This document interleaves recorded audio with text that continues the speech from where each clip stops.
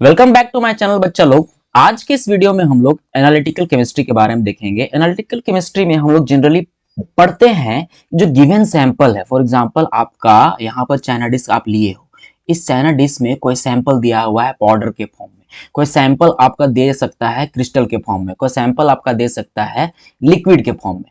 तो ये जो गिवन सैंपल है, इस सैंपल में कौन सा केमिकल प्रेजेंट है, उसी का डिटर्मिनेशन हम लोग पढ़ते हैं एनालिटिकल केमिस्ट्री में। ठीक है, बहुत सारे इंस्ट्रूमेंट होते हैं उसके यूज करने के लिए, उनसे हम लोग मेजर करते हैं। ठीक है, और वो सब हम लोग आगे आने वाले क्लासेस में पढ़ेंगे। इसमें बस हम लोग दो चीजों के बारे में पढ़ने वाले हैं, अमोनियम हाइड्रोक्साइड और सोडियम हाइड्रोक्साइड। जैसे पिछले वीडियोस में हम लोगों ने एसिड बेस और सॉल्ट के बारे में पढ़ा, उसमें हम लोगों ने पढ़ा था किसके बारे में, इंडिकेटर। इंडिकेटर इंडिकेटर क्या यूज होता है जी? इंडिकेटर के यूज से हम लोग पता कर सकते थे जो गिवन कंपाउंड है वो एसिड है या फिर बेस है, वो हम लोग पता कर सकते थे। जैसे और अगर लिटमस पेपर का हम लोग एग्जांपल ले, लिटमस पेपर जो है वो आपका एसिड में ब्लू लिटमस से रेड में चेंज हो जाता था और बेस में red litmus to blue litmus. और अगर आपका जो गिवन कंपाउंड है वो न्यूट्रल है तो नो चेंज होता था। तो इससे हम लोग पता करते थे जो गिवन सब्सटेंस है, जो गिवन कंपाउंड है वो एसिड है कि बेस है। उसी तरह से हम लोग यहाँ अमोनियम हाइड्रोक्साइड के हेल्प से या सोडियम हाइड्रोक्साइड के हेल्प से जो गिवन सैंपल है उसमें कौन कौन से केमिकल प्रेजेंट है उसको पता कर सकते हैं। ठीक है, और वो कैसे पता करेंगे? यहाँ पर कलर किसका चेंज हो रहा था, लिटमस पेपर का। यहाँ पर आपका सॉल्ट के कलर में चेंज आ सकता है, आपका प्रेसिपिटेट का फॉर्मेशन हो सकता है। ठीक है, उससे हम लोग पता कर सकते हैं कि कौन सा सैंपल में कौन सा केमिकल आपका प्रेजेंट है। ठीक है, और उसके बाद हम लोग एट लास्ट देखेंगे अल्कलीज का एक्शन मेटल ऑक्साइड पे क्या होता है। अल्कलीज मतलब वैसे बेस जो वाटर में सॉल्युबल होते हैं, उनको मेटल ऑक्साइड के साथ ट्रीट करवाएंगे तो क्या होने वाला है। चलो तो शुरू करते हैं हम लोग इंट्रोडक्टरी पार्ट से। इंट्रोडक्टरी में सबसे पहले हम लोग डेफिनेशन देखेंगे एनालिसिस का। What is analysis? तो एनालिसिस में होता है डिटर्मिनेशन ऑफ केमिकल कंपोनेंट, किसी केमिकल कंपोनेंट का डिटर्मिनेशन करना ऑफ गिवन सैंपल। ठीक है, अब गिवन सैंपल आपका किसी भी फॉर्म में हो सकता है और इसी को क्या बोलते हैं हम लोग, एनालिसिस। ये जो एनालिसिस होता है आपका दो तरह से हम लोग कर सकते हैं, एक क्वालिटेटिव एनालिसिस और दूसरा क्वांटिटेटिव एनालिसिस। क्वालिटेटिव एनालिसिस में हम लोग identification of unknown substance use करते हैं, अननोन सब्सटेंस फाइंड करते हैं। जैसे ये आपका सैंपल था, अब ये सैंपल हमको पता नहीं है, अब आपके टीचर को पता है। ठीक है, या फिर इस सैंपल का प्रॉपर्टीज जो है आप जिस बुक से पढ़ रहे हो या जो आपका प्रैक्टिकल का बुक है उसका प्रॉपर्टी, इसका प्रॉपर्टी सारा आपको वहां पर दिया हुआ है। फॉर एग्जांपल जैसे आप रिएजेंट है, आपका कोई रिएजेंट लिए हो यहाँ पर, ये आपका गिवन सैंपल है। ठीक है, ये रिएजेंट के हेल्प से ये जो गिवन सैंपल है उस गिवन सैंपल को फाइंड कर सकते हो, गिवन सैंपल उसमें है कौन कौन सा केमिकल। फॉर एग्जांपल में देखें, अगर सपोज करो FeSO4 आपका गिवन सैंपल था, हमको पता नहीं है कि वही था लेकिन सपोज करो ये था, तो FeSO4 का प्रॉपर्टी क्या है, अगर इसको आप NaOH कॉस्टिक सोडा जिसको बोलते हैं, सोडियम हाइड्रोक्साइड बोलते हैं, इसके साथ अगर ट्रीट करवाओगे तो ये क्या देता है जी, FeOH3 ये देता है। ठीक है, अब SO4 था वो आपका पेल ग्रीन इन कलर था। ठीक है, अब यहां पर जो FeOH3 का जो प्रेसिपिटेट बना वो डर्टी ग्रीन कलर का हो गया। ठीक है, तो यहां पर प्रेसिपिटेट जो बना उसका कलर भी आपका क्या दिख रहा है, चेंज दिख रहा है।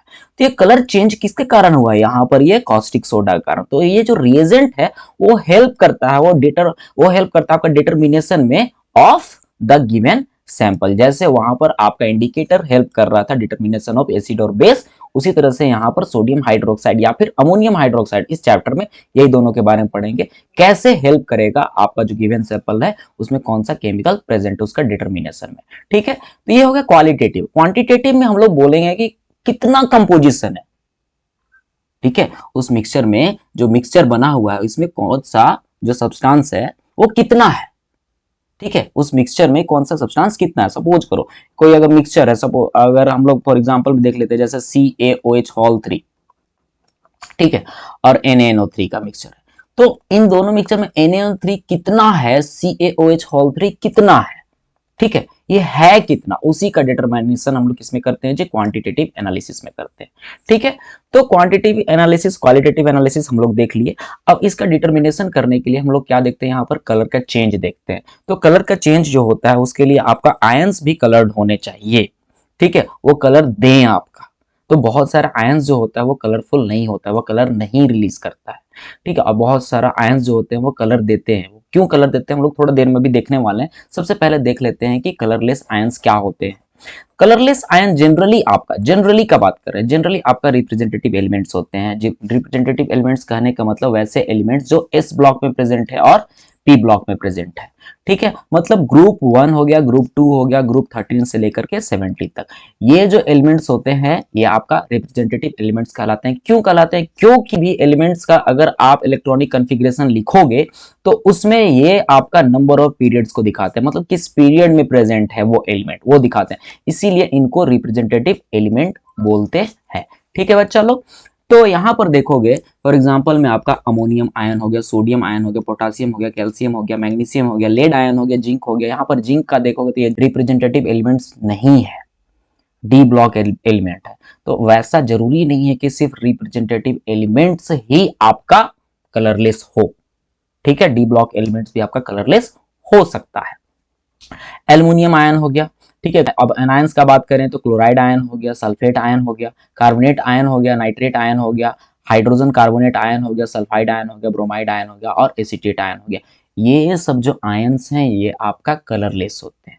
आगे देखते हैं हम लोग कलरफुल आयन्स का बात बोलते हैं या फिर कलर्ड आयन्स। सबसे पहले जानते हैं ये कलर्ड होते क्यों है, ठीक है। और कलर्ड होते हैं तो कौन सा कलर क्यों देते हैं?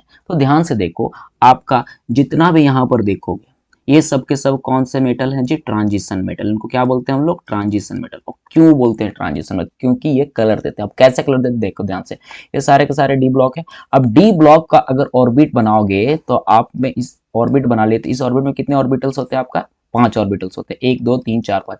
अब इस फॉर्म को हम लोग बोलेंगे सेम एनर्जी लेवल है।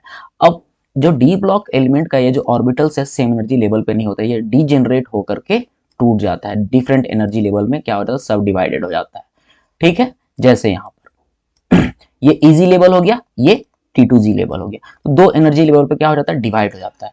अब एनर्जी लेवल ये क्या करता है? यहाँ पर ये जो इलेक्ट्रॉन्स है, यहाँ पर इलेक्ट्रॉन आपका विजिबल लाइट को एब्जॉर्ब करता है। एब्जॉर्ब करने के बाद एक्साइटेड हो जाता है जी। एक्साइट होने पर जिस लाइट एब्जॉर्ब, जो विजिबल लाइट है उसमें जिस कलर के लाइट को एब्जॉर्ब किया उसका कंप्लीमेंट्री कलर को क्या करता है? ये ट्रांसमिट करता है। अब कौन से कलर का कंप्लीमेंट्री कलर्स क्या क्या होता है जैसे देख लो। अगर सपोज करो ये विजिबल लाइट से ये जो है आपका इलेक्ट्रॉन आपको एब्जॉर्ब किया पर्पल कलर या वायलेट कलर, तो ये ट्रांसमिट कौन सा कलर करेगा जी? आपका इसका कंप्लीमेंट्री कलर हो जाएगा येलो ग्रीन, ठीक है। उसी तरह से अगर इंडिगो कलर को एब्जॉर्ब किया तो ये ट्रांसमिट करेगा आपका येलो कलर। ब्लू कलर को अगर एब्जॉर्ब कर रहा है तो ट्रांसमिट करेगा ऑरेंज कलर। उसी तरह से अगर रेड कलर को एब्जॉर्ब कर रहा है तो ट्रांसमिट करेगा ग्रीन या फिर ब्लू ग्रीन कलर। ये होता है इसका कंप्लीमेंट्री कलर्स, ठीक है ना। तो जिस कलर को एब्जॉर्ब करेगा उसका कंप्लीमेंट्री कलर को क्या करेगा? ये ट्रांसमिट करेगा। उसी तरह से अगर येलो ग्रीन को एब्जॉर्ब करेगा तो पर्पल या वायलेट ट्रांसमिट करेगा। मतलब अगर हम लोग इधर से इधर जा रहे हैं, इंडिगो कर रहा है तो येलो ट्रांसमिट करेगा, अगर ऑरेंज कर रहा है यहां पर एब्जॉर्ब तो ब्लू ट्रांसमिट करेगा। ये अदला बदली आप कर सकते हो। मतलब अगर ब्लू किया तो ऑरेंज ट्रांसमिट करने वाला है, अगर ऑरेंज किया तो ब्लू ट्रांसमिट करने वाला है, ठीक है। तो दिस इज द रीजन ये जो ट्रांजिशन एलिमेंट्स होते हैं या जो डी ब्लॉक एलिमेंट्स होते हैं वो कलरफुल होते हैं। इनके आयंस कैसे होते हैं? कलरफुल होते हैं। फॉर एग्जांपल में देखोगे जैसे क्यूप्रिक आयन होता है ब्लू कलर का होता है, आपका फेरस आयन जो होता है लाइट ग्रीन कलर होता है, फेरिक आयन येलोइश ब्राउन होता है। फेरस और फेरिक में देख लो, फेरस में ऑक्सीडेशन स्टेट क्या है? इसका 2 है। फेरिक में आपका ऑक्सीडेशन स्टेट क्या है? 3 है। मतलब 3 इलेक्ट्रॉन को ये लूज किया, यहाँ पर 2 ही इलेक्ट्रॉन को ये लूज कर रहा है। 2+ कहने का मतलब लूजिंग ऑफ इलेक्ट्रॉन का बात हो रहा है यहाँ पर, ठीक है। उसका निकल आयन को देखेंगे, इसका कलर क्या होता है? ग्रीन होता है। क्रोमियम आयन का ग्रीन होता है। मैंगनीज आयन का पिंक होता है, ठीक है। उसी तरह से अनायन पार्ट में अगर हम लोग देखें तो अनायन पार्ट में आपका MnO4 माइनस परमैंगनेट आयन जिसको बोलते हैं पिंक होता है या पर्पल होता है। डाइक्रोमेट जिसका कलर क्या होता है? ऑरेंज होता है। क्रोमेट आयन जिसका कलर क्या होता है? येलो होता है। तो ये सब के सब किसके हैं जी? D block. अब यहाँ पर देखो ये मेटालिक पार्ट आपका डी ब्लॉक का है, उसी के लिए इसको ट्रांजिशन मेटल का क्या बोल रहे हैं हम लोग? एनायन बोल रहे हैं, ठीक है। चलो आगे देखते हैं हम लोग action of sodium hydroxide solution on certain metallic salt solution. अब देखेंगे सोडियम हाइड्रोक्साइड सॉल्यूशन, अब ये इंडिकेटर के जैसा इसको यूज कर रहे हैं, उससे हम लोग पता कैसे कर सकते हैं जो गिवन सैंपल है वो है क्या। अब हम लोग मेन डिटर्मिनेशन में आ रहे हैं, मेन एनालिसिस में आ रहे हैं, ठीक है। जैसे फॉर एग्जांपल में अगर हम लोग कैल्शियम सॉल्ट ले लें, कैल्शियम सॉल्ट की जगह कैल्शियम नाइट्रेट लें हम लोग, तो कैल्शियम नाइट्रेट का जो कलर होता है कलरलेस होता है, कोई कलर का नहीं होता है। सोडियम हाइड्रोक्साइड पता है आपको, कोई कलर नहीं होता। जब इन दोनों आपस में रिएक्ट करते हैं, इन दोनों को रिएक्ट करवाते हैं, तो आपका कैल्शियम हाइड्रोक्साइड का क्या बनता है, व्हाइट प्रेसिपिटेट बनता है। ठीक है, अब व्हाइट प्रेसिपिटेट बनने का रीजन देखो ध्यान से, यहाँ पर OH माइनस आयन जो है सोडियम हाइड्रोक्साइड का, OH माइनस आयन बहुत ज्यादा लिबरेट करता है, क्योंकि ये स्ट्रॉन्ग बेस है, और स्ट्रॉन्ग बेस क्या करता है आपका, बहुत ज्यादा OH माइनस लिबरेट करता है। अगर इस स्ट्रॉन्ग बेस के जगह हम लोग वीक बेस लेते हैं तो OH माइनस आपका बहुत कम रिलीज करता है, सबको कितना 30% से लेस। ठीक है, स्ट्रॉन्ग जो होता है आपका 98% तक OH माइनस क्या कर देता है आपका, रिलीज कर देता है, बना देता है।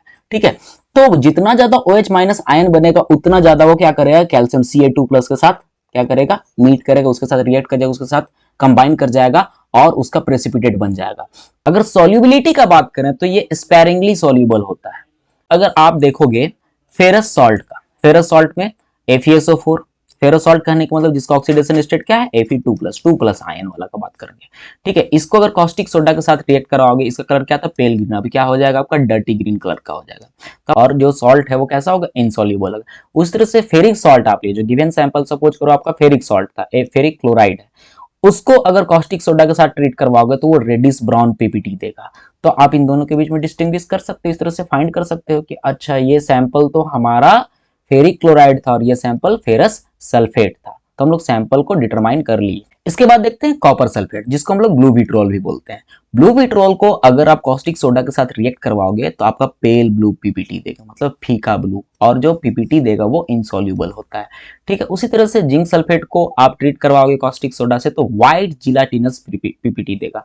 अब ध्यान से देखो, यहां पर भी व्हाइट प्रेसिपिटेट दे रहा था और यहां पर भी व्हाइट प्रेसिपिटेट दे रहा है, लेकिन इस प्रेसिपिटेट और इस प्रेसिपिटेट में फर्क क्या है, ये स्पेरिंगली सॉल्युबल है और ये जो है पूरी अच्छे से सॉल्युबल है, पूरा सॉल्युबल है। ठीक है, और जिलाटिनस पीपीटी दे रहा है। जिलाटिनस पीपीटी कहने का मतलब क्या हो रहा है आपका, जेली लाइक प्रेसिपिटेट दे रहा है। ठीक है, अगर आप excess amount of sodium hydroxide लोगे तो ये जो जिंक सल्फेट है वो उसमें सॉल्युबल हो जाएगा, जिंक सल्फेट आपका सोडियम जिंकेट बन जाएगा और वो डिसॉल्व हो जाएगा। लेकिन यहां पर इस केस में अगर आप सोडियम हाइड्रोक्साइड बहुत ज्यादा ले रहे हो तो और ज्यादा प्रेसिपिटेट बनने वाला। तो इस तरह से इन दोनों में डिस्टिंग्विश कर सकते हैं, डिटरमाइन कर सकते हैं कि अच्छा ये सॉल्ट जो है आपका जिंक सल्फेट था और ये सॉल्ट आपका कैल्शियम नाइट्रेट था। ठीक है बच्चा लोग, उसके बाद फिर हम लोग लेड नाइट्रेट का बात करते हैं। लेड नाइट्रेट कलरलेस होता है, इसको अगर आप कॉस्टिक सोडा के साथ ट्रीट करवाओगे तो इसका भी व्हाइट प्रेसिपिटेट देता है। ठीक है, और ये जो व्हाइट प्रेसिपिटेट होता है वो कौन सा, जनरली उसका बात करेंगे तो वो चौकी व्हाइट होता है, चौक का जो व्हाइट कलर होता है उस तरह का होता है, और ये भी क्या होता है आपका, सॉल्यूबल होता है। ठीक है, और ये सॉल्यूबल होता है यहाँ पर। अब white precipitate of lead hydroxide ये जो है आपका readily soluble in acetic acid, acetic acid में आराम से ये घुल जाता है। ठीक है, तो हम बोले यहाँ पर कि ये जो लेड नाइट्रेट है उसमें अगर कॉस्टिक सोडा को आप ऐड करोगे तो व्हाइट प्रेसिपिटेट बनेगा। ये जो व्हाइट प्रेसिपिटेट है वो भी क्या हो जाता है, कलरलेस हो जाता है जब ये पूरी तरह से डिसॉल्व हो जाएगा। तो डिसॉल्व होने पे क्या बन जाएगा, सोडियम पल्माइड बन जाएगा, जो कि कलरलेस होता है। ठीक है, समझ में आया। तो यहां से हम लोग ये डिटरमाइन कर सकते हैं कि कौन सा सॉल्ट जो है वो क्या है, उसमें कौन सा केमिकल प्रेजेंट है जो गिवन सैंपल है, हम लोग किसके हेल्प से, सोडियम हाइड्रोक्साइड के हेल्प से। ठीक है, उसी तरह से अगर अमोनियम का अगर आपको सॉल्ट दिया है, अमोनियम क्लोराइड हो गया, अमोनियम सल्फेट हो गया, उसको अगर कॉस्टिक सोडा के साथ ट्रीट करवाओगे तो आपको अमोनिया गैस रिलीज होते हुए दिखेगा। तो गिवन सैंपल है वो हमारा क्या है, अमोनियम सल्फेट हो सकता है या फिर अमोनियम क्लोराइड, मतलब वो अमोनिया का सॉल्ट है, अमोनियम सॉल्ट है वो हम लोग बोल सकते हैं। तो इस तरह से हम लोग डिटरमाइन कर सकते हैं गिवन सैंपल से कि वो उस सैंपल में कौन सा केमिकल प्रेजेंट है। ठीक है बच्चा लोग, तो आज के इस वीडियो में इतना ही रखते हैं। नेक्स्ट वीडियो में हम लोग action of ammonium hydroxide solution देखेंगे सर्टेन मेटालिक सॉल्ट्स पे। ठीक है बच्चा लोग, have a good day, hope you like the video. Thank you बच्चा लोग।